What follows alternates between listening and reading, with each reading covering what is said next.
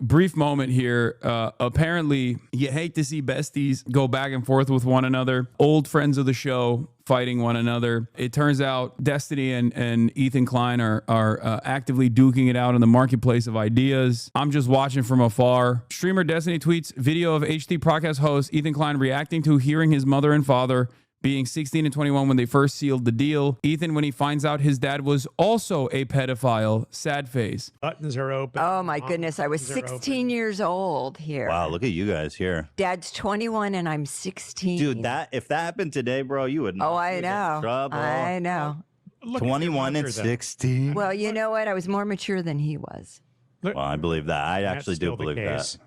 But look at her. I mean, she San looks Francisco. like she just came off the cover of Dude, 21 and 16. Were you guys having None of your business? What? Let's fucking go. Did you guys, Not feel till the deal? she was 18. Yeah.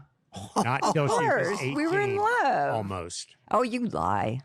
That's so crazy. Yeah, you could not do that today. I mean, No. that would be just like, whoa there, Yeah. buddy. Yeah. And it's just like a very weird way to argue when you're being called a pedophile. Like, because like Ethan called Destiny a pedophile because he was, in the process of procuring CSAM from a 17-year-old at the time. So he's just taking on the moniker, it seems. I guess this is a method. The method is to try and basically joke about it, make a mockery of like the haha, we're all in on the joke. Actually, like it's not that serious when it's like it is a serious thing. It's a crime. So I don't know. And then H3 podcast host Ethan Klein praises Destiny in new Instagram story. You are a very smart and funny guy. I've been following your career for a long time. I took that same chance on myself, inspired by you to become a creator.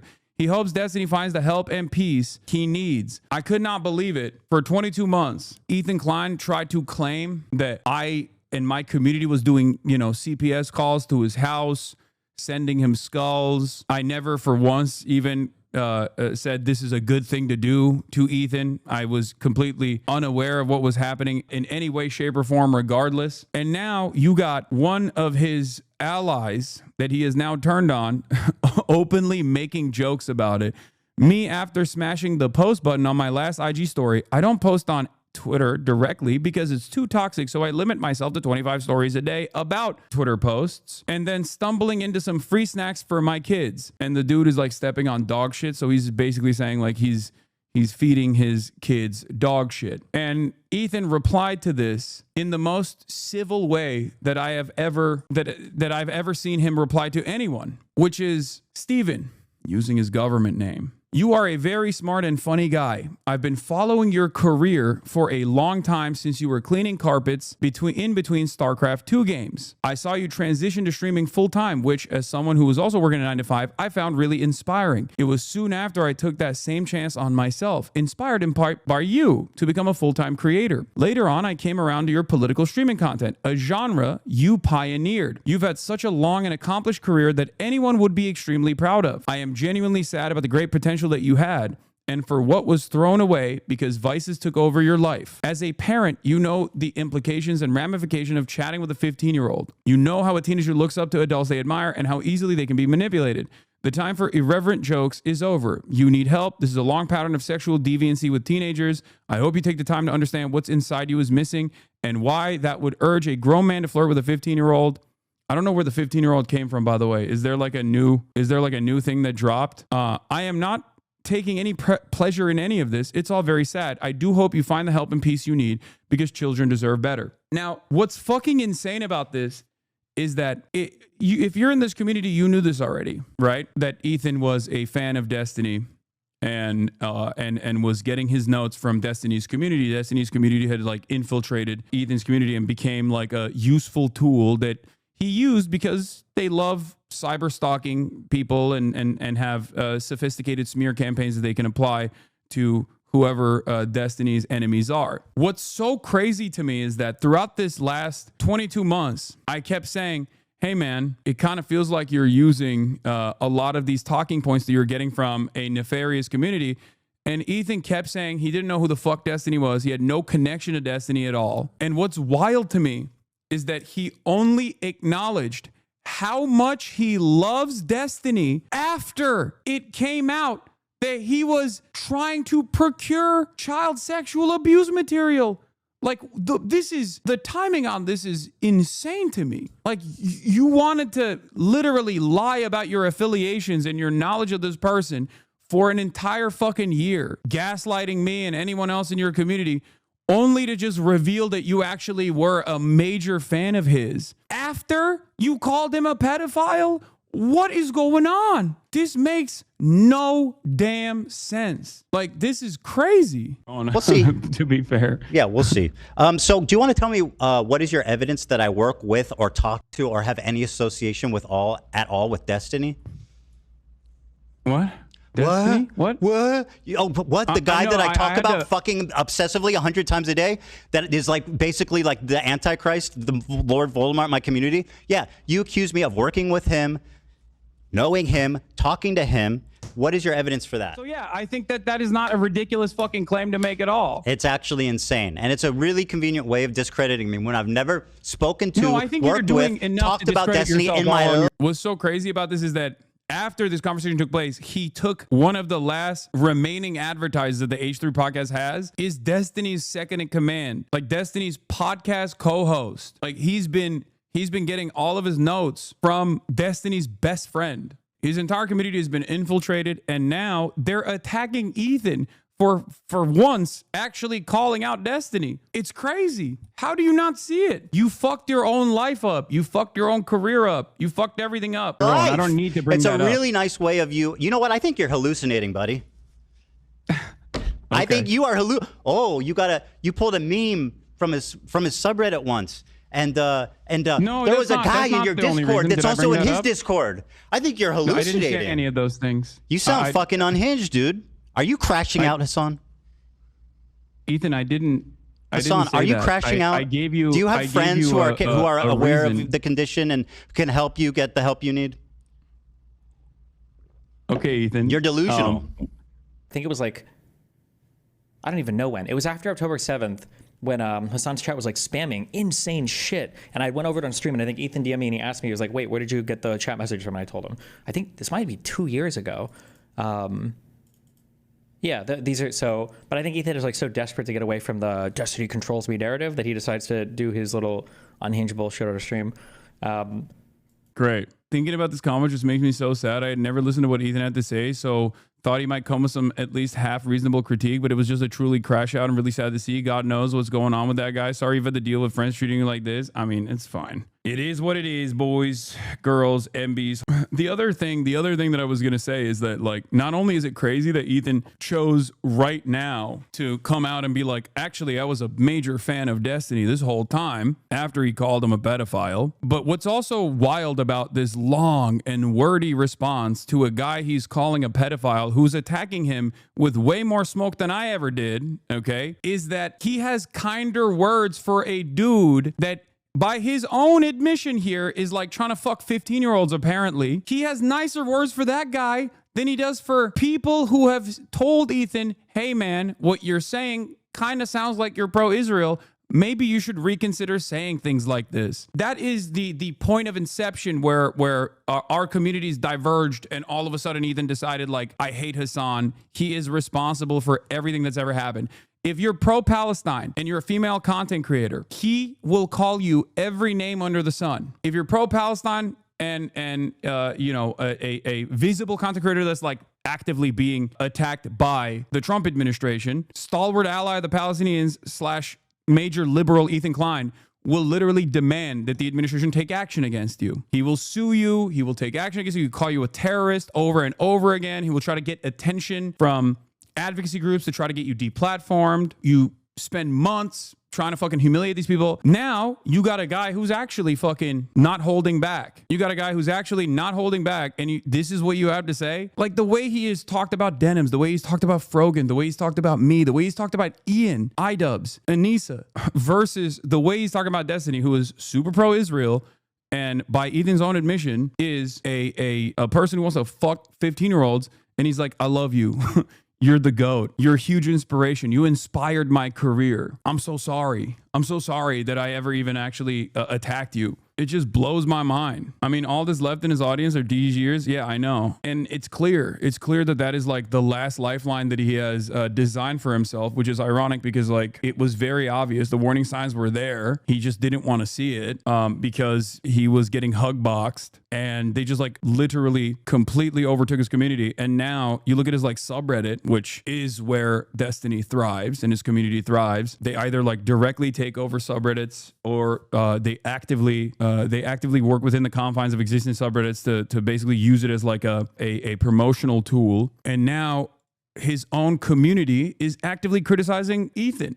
The H3 audience is currently in open war with itself. DGG infiltrators are upset that Ethan Klein stabbed their pedo king in the back, so they've immediately resorted to threatening his children with extreme sexual violence. H3 fans who think snarkers are the height of evil in the world do not have the mental fortitude to handle the unbridled psychopathy of Molestines Fedeyin, who have been in denial about standing shoulder to shoulder with for the last year. This looks really bad for you, Ethan. The Destiny defense team in the comments is sick. Let's play a game, Ethan. Tell us Rose's birth year, and if you're right, we euthanize Destiny, and if you're wrong, we bust open Theodore. Thoughts? Like, that's a psychotic thing to fucking say. They're talking about his son. They're literally actively presenting a threat of sexual violence to one of Ethan's minor children by name. That is unimaginable freak shit. Like, these people should not be online. These people should not, like, these people should stop doing this shit. The H3 main sub, absolutely lousy with these. Well, shucks, I've heard of this Destiny guy, but he seems innocent.